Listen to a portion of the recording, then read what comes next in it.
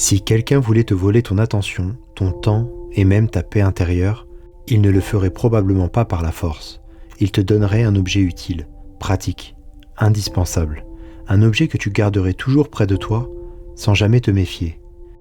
Cet objet, tu l'as probablement à moins d'1 mètre de toi en ce moment. Ton smartphone. Aujourd'hui, je ne veux pas te parler de ce que tu regardes sur ton téléphone, mais de ce que ton téléphone est peut-être en train de faire à ton regard sans que tu t'en rendes compte. Parce que dans les évangiles, Jésus ne s'arrête jamais à ce qui est visible. Il regarde toujours ce qui agit en silence derrière les choses ordinaires.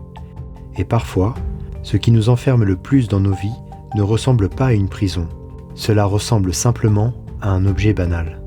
Et c'est pour ça qu'on ne se doute de rien.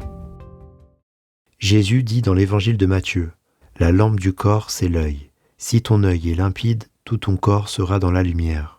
Mais si ton œil est mauvais, tout ton corps sera dans les ténèbres. » Quand Jésus parle de l'œil, il ne parle pas seulement de la vue. Il parle de la manière dont tu regardes le monde, de ce que tu laisses entrer en toi. Aujourd'hui, le smartphone est devenu notre œil principal sur le monde. C'est par lui que nous voyons, que nous comparons, que nous désirons, que nous jugeons.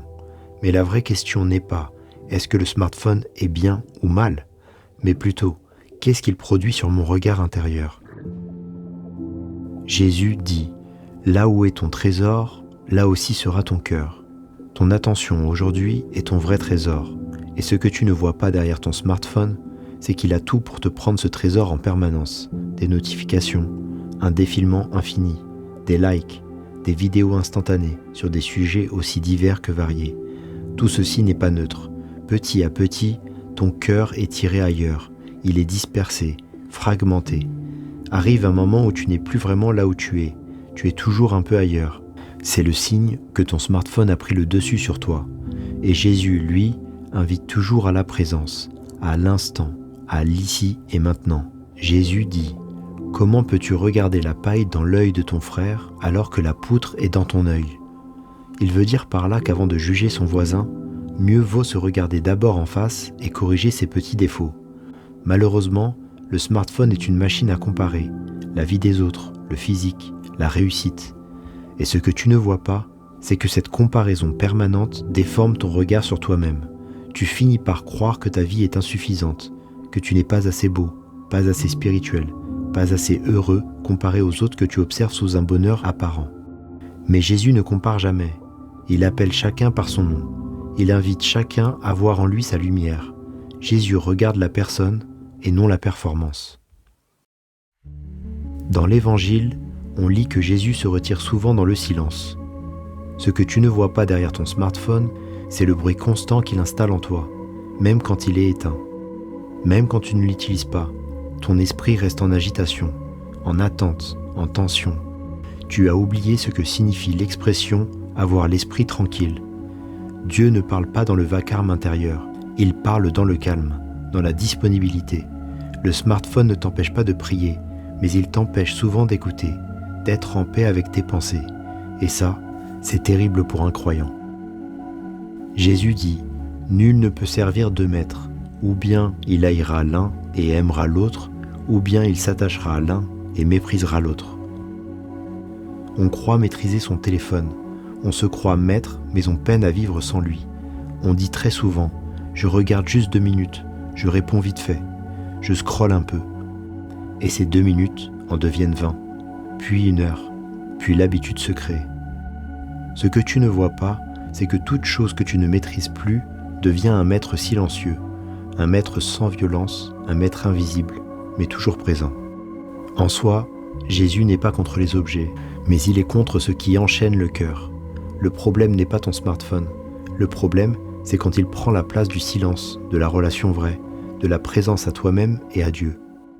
Alors voici ce que tu peux faire dès maintenant de façon concrète, réapprendre à s'ennuyer. Aujourd'hui, l'ennui est devenu quelque chose qu'on fuit à tout prix. Dès qu'il y a un vide, un silence, une attente, on sort le téléphone. Mais l'ennui n'a jamais été un problème, et il ne devrait jamais le devenir. L'ennui est un espace, une invitation avec toi-même. Dans l'Évangile, Jésus ne cherche jamais à remplir chaque instant. Il accepte les temps morts, les longues marches, les attentes, les retraites. L'ennui arrive quand l'extérieur se tait, et quand l'intérieur commence à parler. On évite l'ennui car lorsqu'il arrive, des idées remontent, des questions surgissent et parfois c'est inconfortable. Mais Jésus dit, « Celui qui veut sauver sa vie la perdra, mais celui qui perd sa vie à cause de moi la trouvera. » Réapprendre à s'ennuyer, c'est accepter de ne pas se remplir immédiatement. C'est perdre un peu le contrôle pour retrouver quelque chose de plus profond. Il ne s'agit pas de diaboliser les écrans, mais de redonner à chaque chose sa place. Dans les évangiles, Jésus se retire souvent. Il s'éloigne de la foule. Il s'éloigne même parfois de ses disciples. À l'écart, dans un lieu désert. Pourquoi ? Parce que la relation avec Dieu demande de la disponibilité intérieure. Des moments sans écran, ce ne sont pas des moments contre la technologie, ce sont des moments que l'on s'offre pour soi. Par exemple, les temps de pause les plus importants pour ton mental, ce sont les matins, durant les minutes qui suivent ton réveil, et les soirs, durant les minutes qui précèdent ton endormissement. Prends du temps pour toi, même quelques minutes par jour, et tu verras de la lumière entrer en toi. Reprendre possession de ton attention. Ce à quoi tu fais attention te façonne. Jésus dit « Veillez et priez ». Veiller, ce n'est pas être tendu, à l'affût d'un bruit à venir, c'est être conscient. Éloigne ton attention des sons, des vibrations, des images. Tu peux le faire simplement en désactivant certaines notifications, en mettant ton téléphone hors de portée. Faire une chose à la fois, mais la faire pleinement. Quand Jésus parle à quelqu'un, il est entièrement avec lui. Il ne regarde pas ailleurs. Il ne se disperse pas. Ce sont des gestes minuscules, mais en agissant ainsi, tu reprends le contrôle. Inviter le silence dans ton quotidien. Le silence révèle. Il n'est pas vide comme on pourrait le croire. Il est plein de ce que le bruit empêche d'entendre. Dans la Bible, Dieu ne se manifeste pas toujours dans le spectaculaire. Le Seigneur n'était pas dans l'ouragan, mais dans le murmure d'une brise légère. Inviter le silence dans ton quotidien, ça peut être simplement de s'asseoir quelques minutes, sans distraction, de se retirer dans un endroit paisible, ou bien simplement de ne rien produire, de rester simplement avec soi, avec sa respiration, de sentir la vie en toi. Ces solutions ne sont pas des règles, mais des chemins. Ce sont des chemins qui ne mènent pas vers la performance, mais vers la liberté intérieure.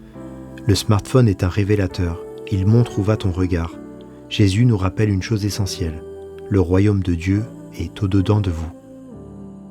Alors si tu cherches ce royaume, tu le trouveras en dehors de cet écran. La vraie question n'est pas « est-ce que je dois moins utiliser mon smartphone ?» mais « qu'est-ce que je choisis de laisser entrer en moi ?» Jésus ne demande jamais d'en faire plus. Il invite même souvent à en faire moins, mais avec plus de présence, plus de liberté. Et cette liberté, aucun algorithme ne pourra jamais te la donner.